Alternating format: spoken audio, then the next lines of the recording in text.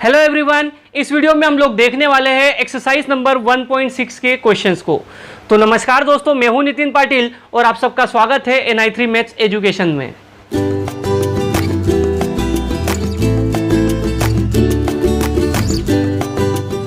दोस्तों, exercise number 1.6 का सबसे पहला क्वेश्चन है क्या फाइंड आउट करना है? फाइंड आउट करना है हम लोगों को 64 की पावर 1/2 की वैल्यू को। दूसरा क्वेश्चन इसी में 32 की पावर 1/5 को, और तीसरा जो क्वेश्चन है वो है 125 की पावर 1/3 को। इन क्वेश्चंस को सॉल्व करने के लिए हम लोगों को laws of exponents and powers के ये सारे फॉर्मूले बहुत अच्छे से याद होना चाहिए।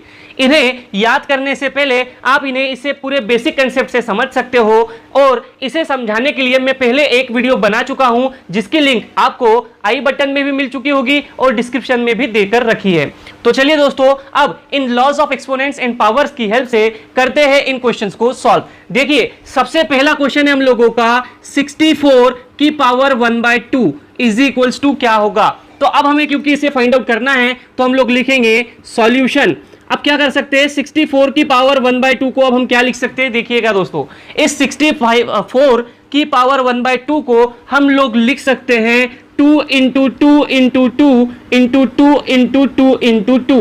अब आप कहोगे कि ये कैसे? तो इसे आप लिखने के लिए फैक्टराइजेशन, प्राइम फैक्टराइजेशन मेथड का यूज कर सकते हो। चाहो तो आप इसे आपके मेन क्वेश्चन के सॉल्यूशन में भी कर सकते हो, और चाहो तो आप इसे रफ प्लेस पर 64 को इस तरीके से प्राइम फैक्टराइज करोगे। 2 से फैक्टराइज करोगे 32, 2 से करोगे 16, फिर 2 से करोगे तो 8, अगेन 2 से करोगे तो 4, 2 से करोगे तो 2, एंड देन 2 से करोगे तो 1। तो 1 2 3 4 5 एंड 6 टाइम्स मेरे पास 2 है, इसलिए मैं उसे यहां पर इस तरीके से लिख देता हूं। आप चाहो तो इसे सॉल्यूशन में भी लिख सकते हो, आप चाहो तो इसे रफ प्लेस पर सॉल्व करके इसे यहां से हटा भी सकते हो। अब देखिएगा इसके बाद क्या होगा, 64 की पावर 1/2 को आप किस तरीके से लिख सकते हो? देखिएगा ये 2 कितनी बार दिखाई दे रहा है, 1 2 3 4 5 6 टाइम्स 2 अपने आप से मल्टीप्लाई हो रहा है, इसीलिए मैं इसे लिख सकता हूं 2 की पावर 6, और ये जो पूरे की पावर है 1/2 ये जैसे के तैसे रहेगा। अब हम इसे कैसे लिख सकते हैं? तो अगेन हम लिखेंगे 64 की पावर 1/2 इज इक्वल्स टू, देखिएगा अब लॉज ऑफ एक्सपोनेंट्स में क्या कोई ऐसा फॉर्मेट हमें दिखाई दे रहा है? जी बिल्कुल। अगर मैं यहां देखता हूं कि x की पावर m पूरे की पावर n, तो मैं उसे लिख सकता हूं x की पावर m × n। तो हम लोग इसे यहां लिखेंगे 2 की पावर 6 मल्टीप्लाई बाय 1/2। अब जब आपने यहां laws of exponents and powers को यूज किया है, तो आप अब इस laws of exponents and powers के इस रूल को लिख दोगे यहां पर किस तरीके से, because x to the power m whole to the power n is equals to x to the power m × n, और इस तरीके से यहां पर इसे इंडिकेट कर दोगे। चलिए इसके बाद की कहानी देखते हैं। तो 64 टू द पावर 1/2 का जो आंसर होगा वो क्या होगा? पता है हम लोगों को कि 6/2 3 होता है, इसलिए हम लोग इसे सॉल्व करके क्या लिख सकते हैं, 2 की पावर 3। आप चाहो तो इसे काट लो, 2 1 = 2, 2 3 = 6, तो ये हो जाएगा 3 × 1/1 यानी कि 3। और क्योंकि 64 की पावर 1/2 इसको सॉल्व करने के बाद मुझे मिलता है 2 × 2 × 2, जिसका मीनिंग होता है 64 की पावर 1/2 इज इक्वल्स टू 8। अब आप इस सॉल्यूशन को इतना लंबा ना करके शॉर्टकट में भी सॉल्व कर सकते हो, बट क्योंकि ये हम लोगों का पहला क्वेश्चन था इसीलिए मैंने आपको इतने लंबे तरीके से इसे दिखाया है। चलिए अब इसी के दूसरे क्वेश्चन को थोड़ा सा चेंज करके करते हैं सॉल्व, जो कि है 32 की पावर 1/5। अब क्योंकि मुझे 32 पूरे की पावर 1/5 को सॉल्व करना है, तो मैं देखूंगा कि क्या मैं इसे laws of exponents and power की हेल्प से किसी टर्म में चेंज कर सकता हूं। जी बिल्कुल, जो हमारी लास्ट आइडेंटिटी है वो हमसे ये कहती है कि अगर x की पावर 1/n के फॉर्म में है, तो आप उस x को अंडर रूट के अंदर लिखोगे और जो रूट है उसकी पावर ये n हो जाएगी। तो अब क्योंकि 32 की पावर 1/5 है, तो ये जो 32 होगा ये हम लोगों का रूट के अंदर आ जाएगा, और इस रूट की जो पावर होगी वो n यानी कि ये 5 होगी। तो हम इसे इस तरीके से लिख सकते हैं। इसके बाद अब जब हम इसे सॉल्व करेंगे तो 32 की पावर 1/5 को सॉल्व करना चाहते हैं, तो ये तो जैसे के तैसे रहेगा।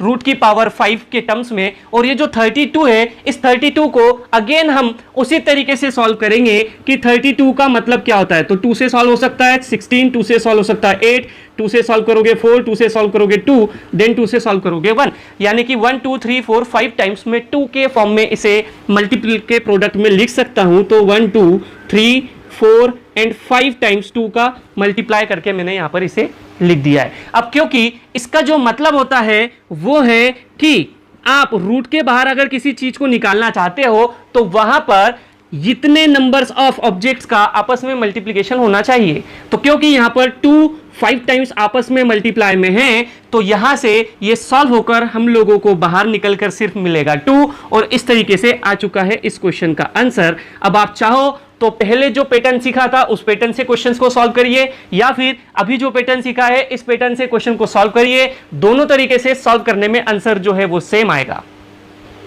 चलिए देखते हैं अगला क्वेश्चन, जो कि है फाइंड 9 टू द पावर 3/2। अब क्योंकि 9 टू द पावर 3/2 को मुझे करना है सॉल्व, तो मैं इसे किस तरीके से लिख सकता हूं। मुझे बहुत अच्छे से पता है कि इस 9 का जो मतलब होता है वो है 3 की पावर 2। तो क्या मैं इस 9 को 3 की पावर 2 के फॉर्म में लिखने के बाद पूरे की पावर 3/2 के फॉर्म में बदल सकता हूं? जी बिल्कुल बदल सकते हैं। अब इसके बाद हम इसे कैसे सॉल्व कर सकते हैं? तो ये 9 की पावर 3/2 इस साइड में तो जैसे के तैसे ही रहेगा, बट इस साइड में मैं यहां से जो प्रॉपर्टीज है ये वाली प्रॉपर्टी की x की पावर m पूरे की power n is equals to x की पावर m इंटू n के फॉर्म में लिख सकता हूं। तो ये होगा 3 to the power 2 multiply by 3/2। आप चाहो तो यहां पर रीजन दे सकते हो कि हमने कौन सी आइडेंटिटी यूज की है या कौन सी प्रॉपर्टी यूज की है। तो हमने किया है x to the power m पूरे की power n is equals to x to the power m into n, इस प्रॉपर्टी को यूज, इसलिए हम लोग इसे यहां पर इस तरीके से इंडिकेट कर देंगे। अब इसके बाद क्योंकि 2 इंटू 3/2 को जब मैं सॉल्व करता हूं तो ये इस तरीके से कटने के बाद बचता क्या है 3 की पावर 3। तो 9 की पावर 3/2 का मतलब होता है 3 की पावर 3, और इसे अगर मैं सॉल्व करता हूं तो इसका सॉल्यूशन होता है 3 मल्टीप्लाई बाय 3 मल्टीप्लाई बाय 3। यानी कि अगर मैं 9 की पावर 3/2 का फाइनल आंसर देखता हूं तो वो होगा 3 3 9 मल्टीप्लाई बाय 3 27, और ये है हम लोगों का फाइनल आंसर। इसी क्वेश्चन का जो फोर्थ वाला पार्ट है वो है 125 पूरे की पावर -1/3। अब मैं इसे सॉल्व करना चाहता हूं तो फिर से इसे जैसे के तैसे लिख दूंगा 125 की पावर -1/3। अब क्योंकि मैं 125 को लिख सकता हूं 5 मल्टीप्लाई बाय 5 मल्टीप्लाई बाय 5 पूरे की पावर 1/3। कैसे लिख सकते हैं? तो अगेन आप प्राइम फैक्टराइजेशन करके देखें, आपके 125 का प्राइम फैक्टराइजेशन 5 इंटू 5 इंटू 5 ही आएगा। जब हम इसे सॉल्व करेंगे तो 125 की पावर -1/3 का जो नेक्स्ट स्टेप आएगा वो होगा हम लोगों का 5 की पावर 3 इस पूरे की पावर -1/3। अब अगेन हम लोग इसी आइडेंटिटी का यूज करेंगे तो हमें क्या वैल्यू मिलती है 125 की पावर -1/3 इज इक्वल्स टू 5 की पावर 3 मल्टीप्लाई बाय -1/3। इस 3 से 3 को कैंसिल करने के बाद हमें जो वैल्यू मिलती है वो वैल्यू मिलेगी हम लोगों की 5 की पावर -1। अब अगर मैं इसे चाहूं तो इतने को भी आंसर लिख सकता हूं, बट क्योंकि मैं यहां पर भी एक प्रॉपर्टी यूज कर सकता हूं जो कि है x की power -n is equals to 1/x to the power n, इसीलिए मैं 125 की पावर -1/3 को 1/5 के फॉर्म में लिखने के बाद फिर बोलता हूं कि यह है हम लोगों का आंसर। अगला क्वेश्चन है दोस्तों हम लोगों का question number 3, simplify 2 to the power 2/3 multiply by 2 to the power 1/5।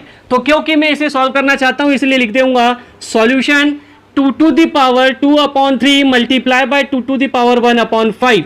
यहां पर क्योंकि मैं एक प्रॉपर्टी को देख सकता हूं जो कि है x to the power m multiply by x to the power n is equal to x to the power m plus n। देखिए दोनों बेस सेम है, पावर डिफरेंट है, इसीलिए मैं सेम बेस और डिफरेंट पावर वाली ये आइडेंटिटी को यूज कर सकता हूं। इसीलिए जो आंसर होगा मेरा वो होगा x यानी कि 2 पूरे की पावर 2/3 प्लस 1/5। अब मैं इसे सॉल्व करता हूं किसकी मदद से? तो इसे सॉल्व करने के लिए हम लोग लेंगे उस ऊपर वाली टर्म का LCM, और क्योंकि 3 और 5 का जो LCM होगा वो होगा हम लोगों का 15, इसलिए हम लोगों ने इसे यहाँ इस तरीके से लिख दिया है। अब 15 को जब मैं 3 से डिवाइड करता हूं तो मुझे मिलता है 5, उस 5 का मल्टीप्लाई 2 के साथ करता हूं तो मुझे मिलता है 10। प्लस ये जो साइन है, ये साइन जैसे के तैसे यहां पर आएगा। इस 15 को जब मैं 5 से डिवाइड करता हूं तो मुझे मिलता है 3, और उस 3 का जब मल्टीप्लाई मैं 1 के साथ करता हूं तो वो हो जाता है 3। इसका मतलब 2 की पावर 2/3 मल्टीप्लाई बाय 2 की पावर 1/5 का जो आंसर होगा वो होगा 2 की पावर 10 + 3 13 डिवाइडेड बाय 15, और ये हो चुका है सिंप्लीफाई, और ये है हम लोगों का आंसर। इसी क्वेश्चन का सबसे आखिरी पार्ट है दोस्तों, 7 की पावर 1/2 मल्टीप्लाई बाय 8 की पावर 1/2। अब क्योंकि मैं इसे सॉल्व करना चाहता हूं तो मैं इसे एक बार तो ऐसे के तैसे लिख दूंगा, 7 की पावर 1/2 मल्टीप्लाई बाय 8 की पावर 1/2। जब मैं इसे सॉल्व करता हूं तो इसे सॉल्व करने के लिए अगेन मैं इन प्रॉपर्टीज की तरफ देखता हूं, और उसमें क्या ढूंढता हूं कि मुझे दो नंबर्स जिनके बेस अलग अलग है पर उनकी पावर सेम है, ऐसी कोई प्रॉपर्टी को ढूंढना है। तो क्योंकि यहां पर मुझे दिखता है कि दो नंबर जो अलग अलग है बट उनकी पावर सेम है, तो मैं उन्हें x की पावर m इंटू वाई की पावर m को x इंटू वाई पूरे की पावर m के फॉर्म में लिख सकता हूं। इसीलिए इसका जो सॉल्यूशन होगा वो होगा 7 मल्टीप्लाई बाय 8 पूरे की पावर 1/2। इसका मतलब 7 की पावर 1/2 मल्टीप्लाई बाय 8 की पावर 1/2 का आंसर होगा 7 8 जा 56 पूरे की पावर 1/2, और ये हो चुका है सिंप्लीफाई। इसका मतलब है कि ये आपका है आंसर। दोस्तों एनसीईआरटी के अकॉर्डिंग अगर देखा जाए तो इस चैप्टर को हम लोग कर चुके हैं पूरी तरीके से खत्म। बट अगर आपको किसी दूसरे बुक से इसी चैप्टर से रिलेटेड कोई डाउट्स हो तो आप कमेंट बॉक्स में मुझे उन क्वेश्चंस को पूछ सकते हैं। मैं जल्द से जल्द उस पर वीडियो बनाकर आप तक पहुंचाने की कोशिश करूंगा। तो चलिए मिलते हैं अगले वीडियो में, तब तक के लिए नमस्कार।